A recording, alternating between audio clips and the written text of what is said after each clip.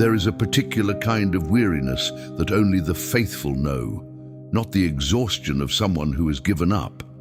That weariness has its own strange relief, the hollow quiet of a person who has finally stopped fighting. The weariness I am describing belongs to someone who has not stopped, someone who has been offered the table the world sets and refused it, someone who has watched people around them bend, accommodate, negotiate, and chosen not to, and who now carries, somewhere beneath the surface of ordinary days, a hunger that has no clean name and no obvious answer. You have endured. And endurance, in the 21st century, costs more than most sermons acknowledge. Perhaps it was the pressure to reframe your convictions so they would be more palatable at the table where everyone else sits. Perhaps it was the slow erosion campaign against your identity, the suggestion, repeated in 1,000 subtle forms, that who you are in Christ is too narrow, too antiquated, too inconvenient for the world as it currently presents itself. Perhaps it is simply the spiritual exhaustion of remaining anchored when the current is relentless, of praying over things that have not yet shifted, of holding to a promise that has not yet arrived in any form you can touch. This video is for you. Not for the person who is coasting, not for the believer in the middle of a comfortable season, for the one who has endured.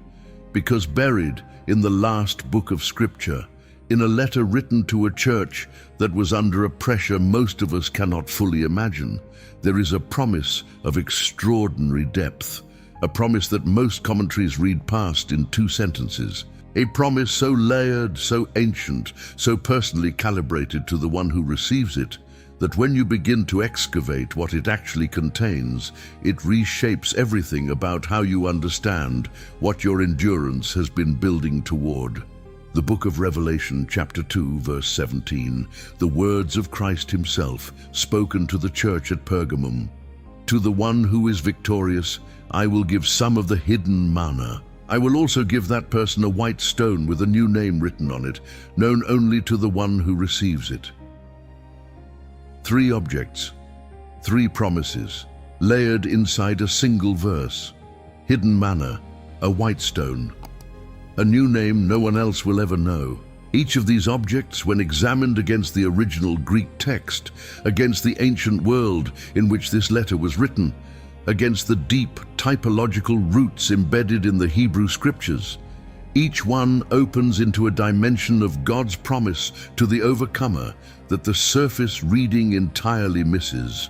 What does hidden mean in this context? Hidden from whom? Hidden where? The word Christ uses is not incidental. It is a precise theological term loaded with centuries of eschatological expectation in Jewish thought. A term the original audience of this letter would have recognized immediately as pointing to something specific, something ancient, something that had been stored, sealed, preserved, waiting. What is the white stone? Scholars have proposed at least 4 distinct interpretations, each rooted in a real practice of the ancient world.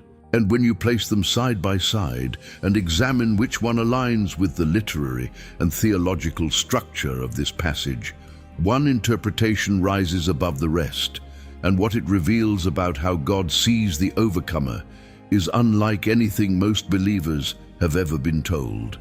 And the new name, known only to the one who receives it, not known to angels, not known to other believers, not recorded anywhere in heaven's archives that any other being can access. A name that exists in the exclusive space between God and the one he has kept. Pause and consider what that means. In a world where identity is contested, negotiated, assigned by others, stripped away by shame, rewritten by circumstance, God promises a name that no external force can reach, a name that belongs to you and to him and to no one else in the universe. We are going to uncover all of it. Every layer, every dimension of this ancient promise, from the golden jar sealed inside the Ark of the Covenant, to the eschatological expectation of the Jewish rabbis, to the precise Greek vocabulary Christ chose in this verse. And when we reach the deepest layer, the revelation most teachers of this passage have never fully traced, everything about the promise will look different. What God has stored for the one who endures is not a reward invented after the fact. It is something that has existed since before the wilderness, preserved and untouched across centuries of human history, waiting for exactly this recipient. And when we uncover what this hidden manna actually is, the hunger you have been carrying will find a name at last. If this is already landing somewhere real in you, hit subscribe right now and give this video a like. Someone in your life has been enduring without language for it. Share this with them. Because what unfolds in the depths of this one verse was written specifically for people like us. To understand why the promise of hidden manna was given, you have to understand to whom it was given. And to understand that, you have to stand in Pergamum. Not the Pergamum of the imagination, not a vague ancient city somewhere in the past. The actual city, because when you feel the weight of what these believers were living under, the promise of Revelation 2:17 stops being a theological decoration and becomes something else entirely, a lifeline extended across centuries to people in conditions that were, in every human sense, desperate. Pergamum in the 1st century was one of the most significant cities in the Roman world, not merely a provincial town, a seat of imperial power. The capital of the Roman province of Asia for nearly 200 years before Ephesus eventually assumed that role, and it was a city of extraordinary religious density, layered, almost geological, with temples and cults and altars stacked upon one another across its famous Acropolis. The Acropolis of Pergamum rose over 1,000 feet above the surrounding plain, and at its summit, dominating the skyline for miles in every direction, stood the altar of Zeus, one of the largest and most elaborate religious monuments in the ancient world. A massive structure of white marble, approximately 36 meters wide and 33 meters deep, its frieze depicting the battle between gods and giants in extraordinary sculptural detail. When Christ speaks of the place where Satan's throne is, most scholars locate this reference precisely here, at this altar, this monument to the imperial cult and to the god of the Greek pantheon, who stood at its center. Some scholars argue that the throne reference points instead to the Temple of Augustus, the first temple in the Roman Empire built specifically for the worship of a living emperor, located here in Pergamum. A fact that would have been deeply significant to the original recipients of this letter, who lived under the constant pressure of imperial cult participation. Others propose that Satan's throne was a more general reference to the accumulated density of pagan religious life in the city, its concentration of altars and temples being unparalleled in the region. But when we examine the evidence, what becomes clear is that the specificity of the phrase matters less than what it establishes about the conditions these believers navigated daily. Pergamum was not a neutral environment. To live as a follower of Christ in this city was not to live in a pocket of religious tolerance surrounded by polite indifference. It was to maintain a counter-identity inside a system that demanded participation. The imperial cult was not merely religious in the modern sense, the private compartment where beliefs are held quietly and cause no social friction. In the ancient world, religious participation was civic participation. The festivals, the public meals where meat was offered to the gods, the oath-taking before imperial statues, these were woven into the fabric of commercial, social, and civic life. A craftsman who refused to participate in the guild ceremonies that honored the patron deity of his trade risked professional ruin. A citizen who declined to honor the emperor risked something worse. Christ's letter acknowledges the pressure directly. I know where you live, where Satan's throne is, yet you remain true to my name. These people had not cracked, and at least one of them, a man named Antipas, had been killed for it. Christ calls him my faithful witness, the same Greek word, martes, from which we derive the English word martyr. In Pergamum, faithfulness had already cost someone their life. And yet, and this is what makes the pastoral architecture of this letter so precise, not everyone in Pergamum was holding. Some within the congregation had begun following what Christ calls the teaching of Balaam. The references to the ancient story of Numbers 22 through 25, where Balaam, unable to curse Israel directly, instead advised the Moabites to seduce Israel through their women and their table, to draw the covenant people into eating food sacrificed to idols and into sexual immorality. The strategy was not military, it was relational, seductive. It worked not through external force, but through internal compromise. Consider the implications.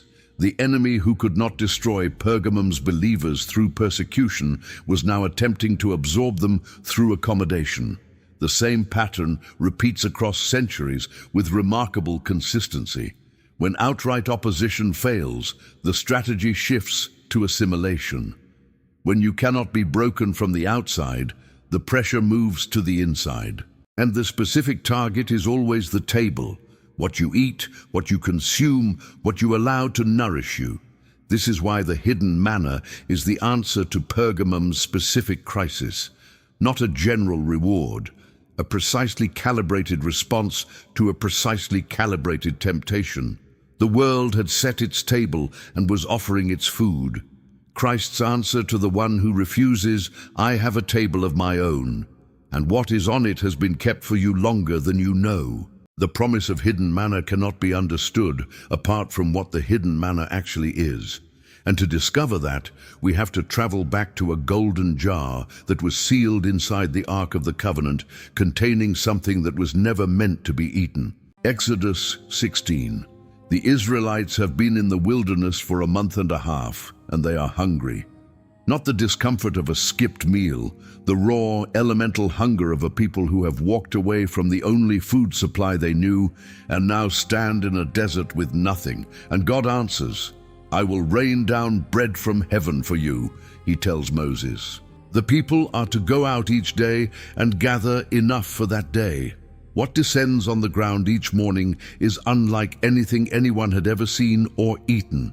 The text says it appeared like thin flakes, white, and it tasted like wafers made with honey. The Israelites looked at it and asked one another, Manhu, the Hebrew phrase meaning, what is this? And the name attached itself to the substance, manna. What is this? This is what God sends. Now notice the structure of the provision with precision, because the architecture of how the manna worked is as important as the manna itself. It fell fresh every morning. Every single morning for 40 years, with one exception. The day before the Sabbath, a double portion fell so the people would not need to gather on the holy day. The provision was calibrated to the day, and there was a law embedded in its design. You cannot keep it. Whoever attempted to store manna overnight, to gather more than they needed for that day, to hold something in reserve against tomorrow, found the next morning that the excess had rotted. Bread worms became inedible. The manna that sustained the wilderness generation was designed to be consumed and renewed, consumed and renewed. It could not be preserved. That is the baseline. Now hear what follows. Exodus 16:32 through 34. Moses said, This is what the Lord has commanded. Take an omer of manna and keep it for the generations to come, so they can see the bread I gave you to eat in the wilderness when I brought you out of Egypt. So Moses said to Aaron, Take a jar and put an omer of manna in it. Then place it before the Lord to be kept for the generations to come. As the Lord commanded Moses, Aaron placed it before the testimony, the ark, where it was to be kept. A single jar, gold, as the writer of Hebrews confirms in chapter 9, verse 4, a golden jar. 1 omer of manna, approximately 2 liters, sealed inside, placed before the Ark of the Covenant, in the holiest space in Israel's sacred architecture. And unlike every other portion of manna that existed in the wilderness, this jar did not decay. Sit with this mystery for a moment. The same substance that rotted overnight when any Israelite tried to hold it sat in that golden jar for centuries without corruption. The Hebrews writer writing in the 1st century references it as still existing, the golden jar containing the manna, present tense, inside the ark. The same manna placed there in the wilderness of Sinai remained intact through Israel's entry into Canaan, through the construction of the temple in Jerusalem, through generations of kings and priests, sealed, untouched, preserved by a power that operated entirely outside the natural properties of the substance itself. And here is the question no one thinks to ask. Why? What was it for? Because the answer to that question is not administrative. It was not stored so that future Israelites could analyze it, or taste it, or scientifically verify that God had once provided in the desert. The text says explicitly, it was kept as a testimony, a witness, a preserved sign of what God was capable of. Ancient Jewish scholars noticed a pattern that runs from this moment forward through their entire eschatological tradition. The Midrash, the Talmudic writings, the apocryphal text of 2nd Baruch, all of them return to a single expectation. The manna sealed in the ark would be revealed again in the Messianic age. 2nd Baruch 29:8 says this directly. And it shall come to pass at that time that the treasury of manna shall again descend from on high, and they will eat of it in those years, because these are they who have come to the consummation of time. The treasury of manna, descending again. For those who have come to the consummation of time, the Sibylline oracles carry the same thread. Rabbinic tradition preserves it with variations, but the core expectation is consistent. The manna is not a closed chapter, it is a sealed chapter, waiting to be opened at the appointed time for the appointed people. This isn't merely historical, it's prophetic. When Christ stands before the church at Pergamum and promises hidden manna to the overcomer, he is not reaching for an obscure metaphor. He is speaking directly into a tradition his original audience understood immediately. He is telling them, what has been sealed since the wilderness, what has waited across centuries in that golden jar, is your inheritance. The bread that was stored for the end of time is stored for you. But there is a second object in this promise, a white stone with a name written on it that no one knows except the one who receives it. And the interpretations scholars have proposed for this white stone reveal dimensions of God's personal promise to the overcomer that most believers have never considered. The Greek is 2 words, Pisiphos Luke, white stone. In the entire New Testament, this phrase appears exactly once, here in Revelation 2:17, and because it appears only once, with no parallel passage to anchor its meaning against, scholars have returned to the ancient world to reconstruct what a 1st century audience in Asia Minor would have understood when they heard it. What emerges from that reconstruction is not a single answer, but a constellation of possibilities, each one rooted in a genuine practice of the ancient Mediterranean world. And when you examine them side by side, one alignment reveals itself with particular force. The first interpretation is the most immediately dramatic. In the Greek legal system, when a jury deliberated on a case, each juror cast a vote using a stone. A black stone meant condemnation. A white stone meant acquittal. To receive a white stone was to be publicly declared innocent, free from accusation, released from the sentence that had been threatened.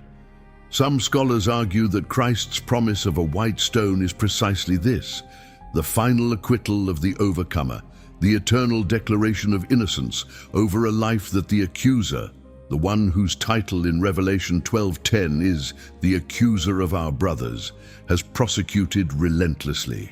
Others propose a second reading rooted in Roman social custom. The tessera hospitalis was an ancient token of friendship and hospitality, typically a piece of wood or stone, broken in two between host and guest. Each person kept one half.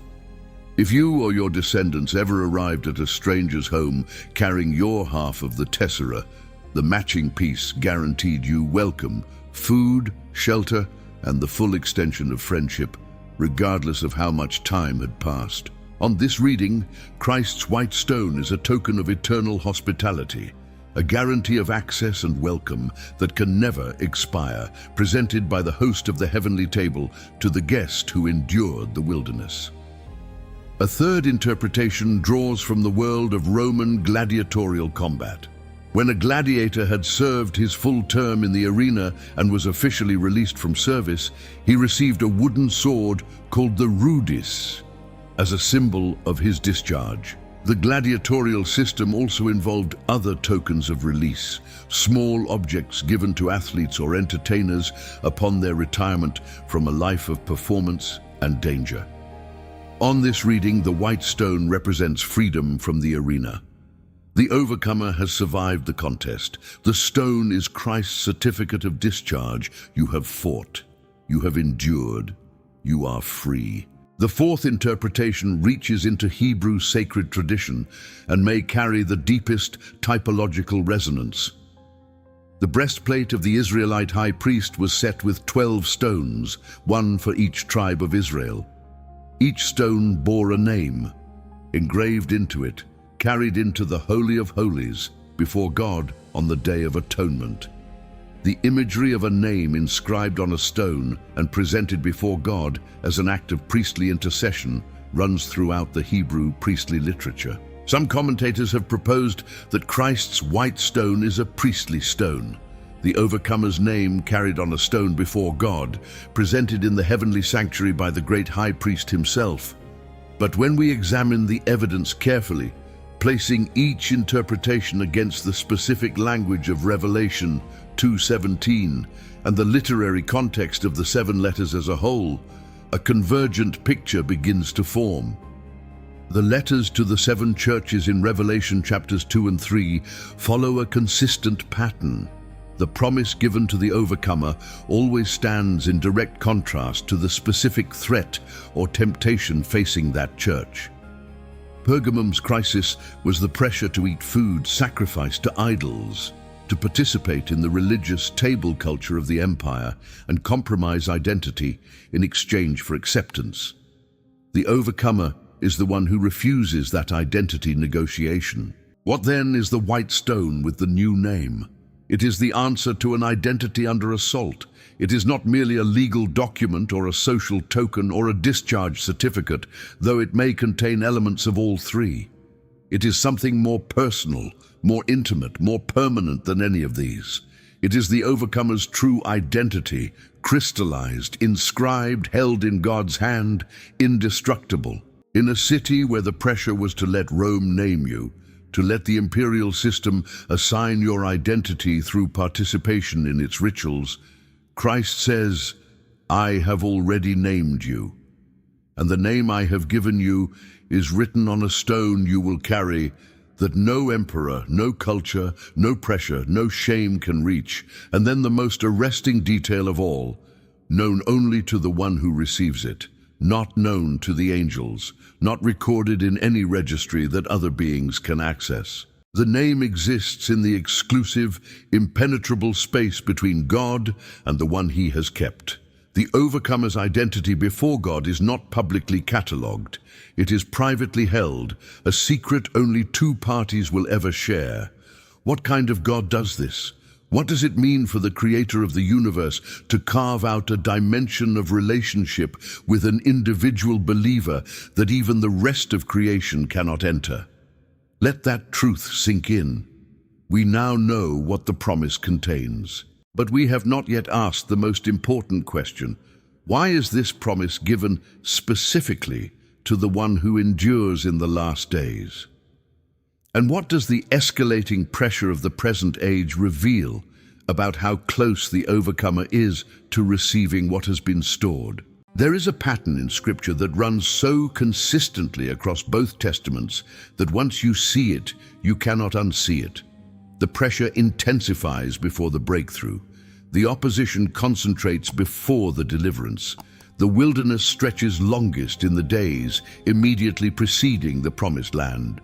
Joseph's ascent to the second throne of Egypt was preceded by 2 additional years of imprisonment after the cupbearer forgot him. David's anointing as king was followed by a decade of running for his life from the man he was appointed to replace.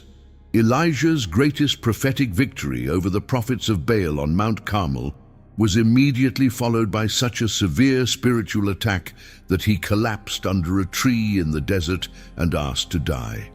The pattern is not random. The pattern is diagnostic.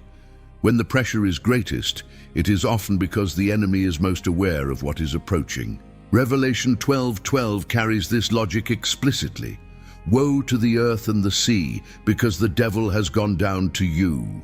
He is filled with fury, because he knows that his time is short. The Greek word for knows here is oidon, a word carrying the sense of deep, calculating awareness. The adversary is not operating in a panic. He is operating with precise strategic intelligence. And his intelligence has told him that time is running out. Consider what this means for the believer who is being squeezed. The escalating pressure you feel to compromise, to bend your convictions on identity, to silence your witness, to accommodate the table the world has set, is not evidence that God has lost ground. It is evidence that the adversary has read the calendar differently than we have. The intensity of the assault is a function of urgency, and the urgency belongs to the one who is losing. The church at Pergamum understood this dynamic from inside it. They were not facing vague cultural friction. They were living in the city where the first imperial cult temple in the Roman world had been built, where Augustus was worshipped with the same devotion as the Olympian gods. They were navigating a social architecture in which their refusal to participate carried daily, tangible, economic, and sometimes lethal consequences. Antipas had already been killed. Others were being seduced inward through the Balaam strategy, not through open persecution, but through the slow gravitational pull of accommodation. And the ones who were enduring, who had looked at the table the empire set and said no, were hungry, not metaphorically. The hunger was real in Pergamum. If you refused to participate in the guild festivals, you risked your livelihood. If you declined the social meals where food sacrificed to idols was served, you excluded yourself from the network of relationships on which economic survival depended. The overcomer was, in the most tangible sense, trading one table for the promise of another. This is why the hidden manna is not a generic eschatological reward distributed evenly across all believers at the end of time. It is a reward calibrated to a specific posture, the posture of the one who refused to eat what was not worthy. The overcomer is defined by a specific act of renunciation, and the manna is the specific answer to that specific hunger. The pieces begin to align when we understand what John is doing in the literary architecture of Revelation 2:17. Christ is building a contrast between two meals: the meal of Balaam, the contaminated table of compromise, the food sacrificed to what is not God, and the hidden manna, the pure sustenance preserved by God in a vessel no corruption can reach. The overcomer chose correctly which table to leave hungry from. And Christ's promise is that the hunger they carried from that refusal will be answered in a proportion that makes the temporary scarcity of the wilderness entirely inconsequential. The spiritual dimension of this exchange cannot be reduced to a future transaction, a kind of cosmic loyalty point system where endurance is traded for reward. What is unfolding here is something more organic. The person who refuses the world's table is developing a hunger that only one thing can satisfy, and the hidden manna is that one thing. The refusal and the reward are not merely sequential, they are linked at a deeper level. The overcomer's hunger is itself a preparation for what is being stored. Ancient scholars noticed a pattern that the rabbis preserved across generations of commentary. The manna given in the wilderness was sustaining, but it was not the final provision. It was always pointing forward. It was a preview, a type, a temporal shadow of something the wilderness generation was never intended to fully grasp. What was sealed in the golden jar was not merely excess manna. It was a prophetic sign of a heavenly sustenance that the messianic age would finally and fully disclose. There is something about the hidden manna that most teachers of this passage have never fully traced. Something embedded in the original account in Exodus 16 that transforms the entire meaning of what Christ is promising to the overcomer. And it begins with a question no one thinks to ask. Why was the manna in the golden jar never meant to be eaten at all? Here is the question that unlocks everything. In the wilderness, 2 million Israelites ate manna every morning for 40 years. They gathered it at dawn. They ground it, boiled it, baked it, consumed it. And every portion that was kept beyond the day it was given rotted, crawled with worms, became inedible. The manna was designed to be consumed. It could not survive its own day. It was provision for the journey, extraordinary, miraculous provision, but provision tied entirely to the present moment. There was one exception, the single omer placed in the golden jar inside the ark. That manna never rotted, never decayed. The writer of Hebrews references it in the 1st century as still existing in the ark, intact, which means that in the entire history of Israel's wilderness journey, across 40 years and 10,000 mornings of manna on the ground, there was exactly one portion that was never eaten by anyone. One portion that passed through every hand in the Israelite camp untasted. One portion that no mouth in the history of the covenant people ever consumed. And the question you have to sit with is this: why? It was not stored as a scientific sample. It was not preserved as a museum artifact. The text gives the reason explicitly. It was kept as a testimony, as a witness for future generations. But testimony to what? Testimony to the fact that God once rained bread from heaven in a desert? That is certainly true, but it barely accounts for the extraordinary preservation of the substance across centuries when every other portion of the same substance could not survive a single night. Hidden beneath the surface of this text is something far more significant. The manna in the ark was never eaten because it was never meant to be eaten. Not by that generation, not by any generation of the natural wilderness era. The manna stored in the golden jar was a prophetic deposit, a physical preserved testimony pointing forward to a sustenance that no wilderness generation was prepared to fully receive. It was kept for the end. It was kept for the overcomer. Now follow the typological thread all the way to its source. In John chapter 6, Jesus is standing before a crowd in Capernaum, the day after he fed 5,000 people with 5 loaves and 2 fish. The crowd has followed him across the Sea of Galilee looking for more bread. And Jesus draws the line from Moses to himself with deliberate precision. I tell you the truth, it is not Moses who has given you the bread from heaven, but it is my Father who gives you the true bread from heaven. For the bread of God is the bread that comes down from heaven and gives life to the world. They say, "Sir, give us this bread always." And he answers, "I am the bread of life. Whoever comes to me will never go hungry, and whoever believes in me will never be thirsty." The original language reveals something startling here. The Greek construction, ego eimi ho artos tezois, I am the bread of life, is not merely a metaphor. It is a typological disclosure. Jesus is standing in the position that the manna occupied in the wilderness narrative and saying, I am what the manna pointed to. I am the true bread.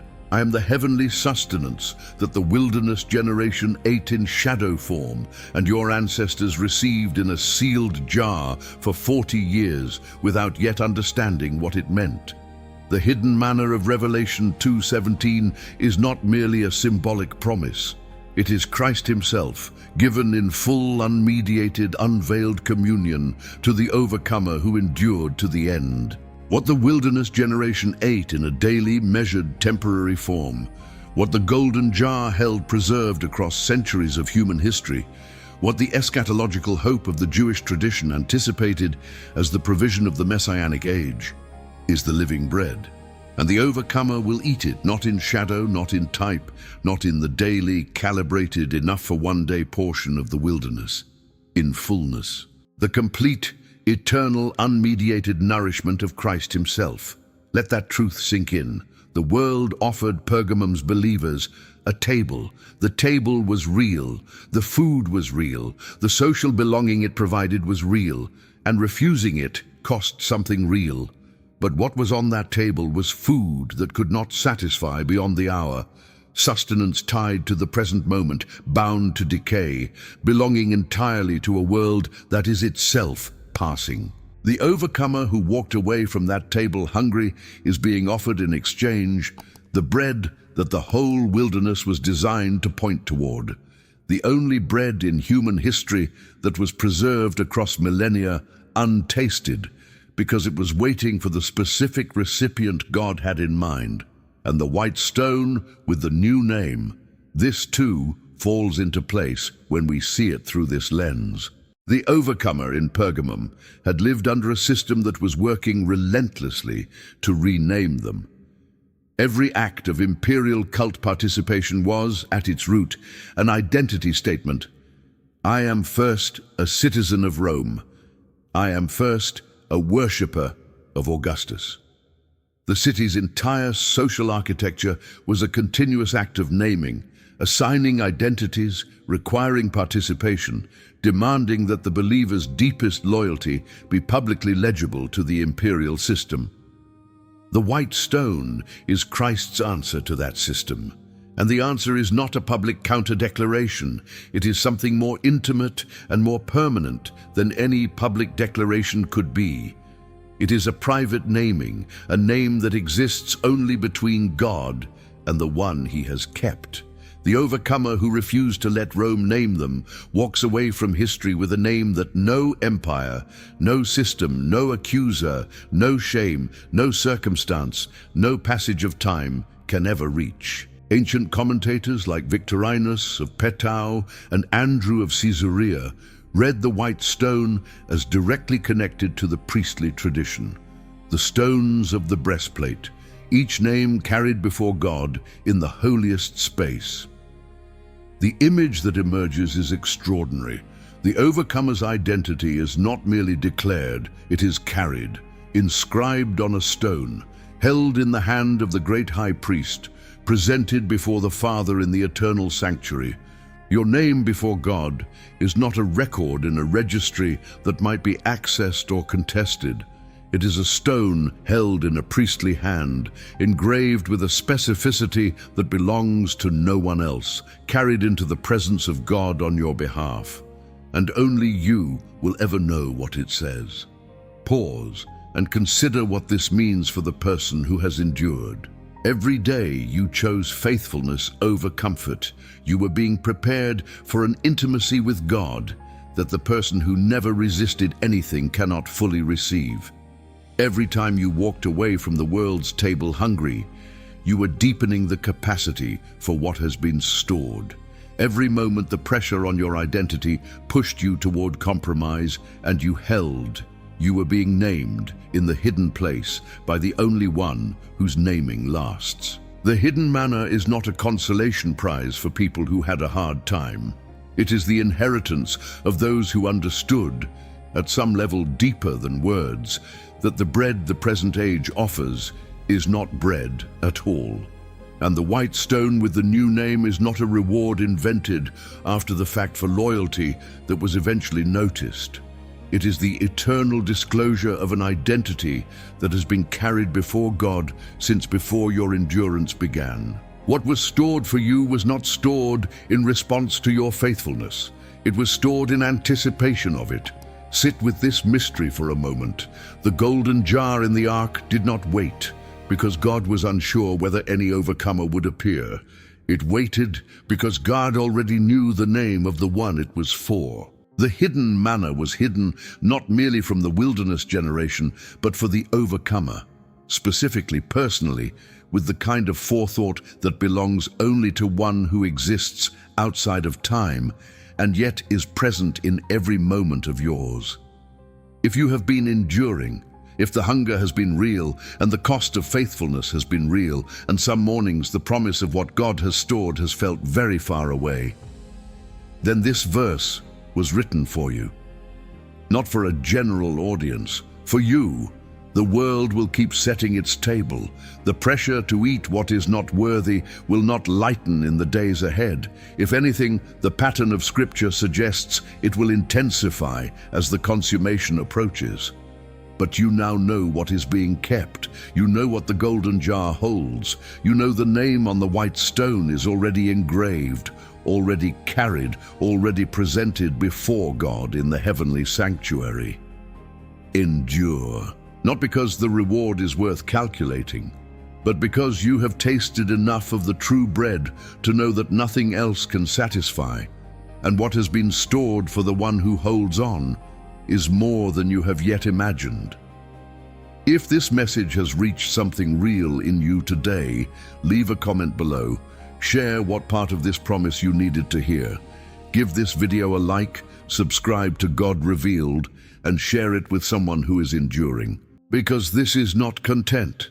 This is a weapon, and if you have never placed your faith in Jesus Christ, the true hidden manna, the bread that comes down from heaven and gives life to the world, this is your moment. He is not asking you to be perfect before you come. He is asking you to come. Right now, wherever you are, you can say these words and mean them from the deepest place you have. I accept Jesus Christ as my Lord and Savior. If you said that, find a Bible-believing church, begin to read the Gospel of John, and know this: your name is already being carried on a stone in a hand that will never let go.